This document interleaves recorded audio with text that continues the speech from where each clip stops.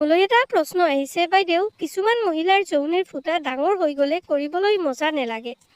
সেই যৌনিৰ ফুটাটো কিয় ডাঙৰ হয় আৰু সেইটো ডাঙৰ হ'লে কেনেকৈ সৰু বা টাইট কৰিব পাৰি?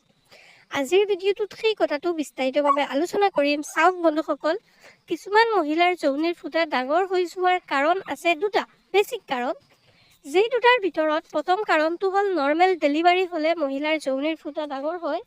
আৰু দ্বিতীয় কাৰণটো হ'ল কিছুমান মহিলাৰ কি হয়, বেছি পৰিমাণে এক্টিভ হিচাপত যৌন মিলন কৰাৰ কাৰণে যৌনিৰ ফুটা ডাঙৰ হৈ পৰে। এই দুয়োটা প্ৰব্লেমৰ কাৰণে আপোনালোকে কি কৰিব লাগে, এই দুয়োটা যদি প্ৰব্লেম হয় তেনেহ'লে আপোনাৰ সমস্যাই দেখা দিয়ে, কাৰণ পৰৱৰ্তী সময়ত যৌন মিলন কৰোঁতে সুখ পোৱা নাযায়।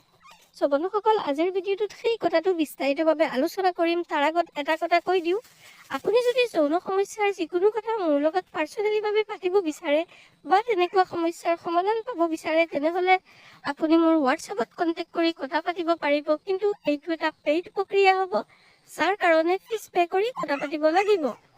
এতিয়া আহোঁ মূল আলোচনিক বিষয়লৈ।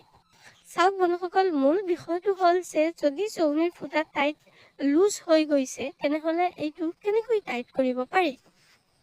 চাওক, ইয়াৰ কাৰণে কোনো আপুনি গৰুৱা বা তেনেকুৱা কোনো উপায় নাই। এইটোৰ কাৰণে দুটা মাত্ৰ উপায় আছে। এটা মেডিচিন আমি প্ৰভাইড কৰোঁ, যিটো এটা টেবলেট। সেই টেবলেটটো কৰি থকাৰ 1 ঘণ্টা আগত সেই টেবলেটটো ভিতৰত সোমাই থ'ব লাগে আৰু সেই টেবলেটটোৰ সহায়ত যৌনৰ মাছলছ টাইট হৈ আহিব আৰু তেতিয়া আপুনি মিলন কৰিলে টাইট ফিল কৰিব। আৰু এটা পাৰ্মানেণ্ট এটা সলিউশ্যন, যিটো হ'ল চাৰ্জাৰী।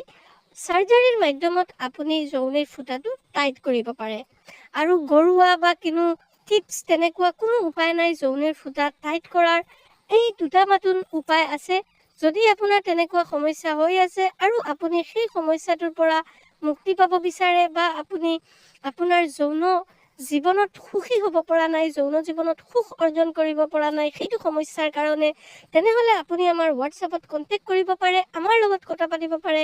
আমি আপোনাক বেটাৰ টু বেটাৰ সলিউশ্যন আৰু ট্ৰিটমেণ্ট প্ৰভাইড কৰিম, যাৰ ফলত আপোনাৰ এই সমস্যাটো চিৰন্তৰে নিঃশেষ হ'ব আৰু আপুনি আপোনাৰ যৌন জীৱন, আপোনাৰ বিবাহিক জীৱনত এনজয়মেণ্ট কৰিব পাৰিব, সুখী হ'ব পাৰিব। আৰু যদি আপুনি আমাৰ ভিডিঅ'টো ফেচবুকত চাইছে তেনেহ'লে পেজটো ফ'ল' কৰি ভিডিঅ'টো শ্বেয়াৰ কৰিব। আৰু যদি ইউটিউবত চাইছে তেনেহ'লে চেনেলটো ছাবস্ক্ৰাইব কৰি বেল আইকনটো অলত ছেট কৰিব। যদি আপোনালোকৰ তেনেকুৱা কোনো টপিকছৰ ওপৰত ভিডিঅ' লাগে কমেণ্ট কৰি নিশ্চয় জনাই দিব। আমি আপোনাক তেনেকুৱা ভিডিঅ' বনাই দিয়াৰ চেষ্টা কৰিম।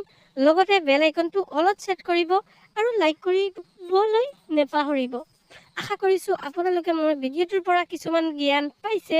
ভিডিঅ'টো চোৱাৰ কাৰণে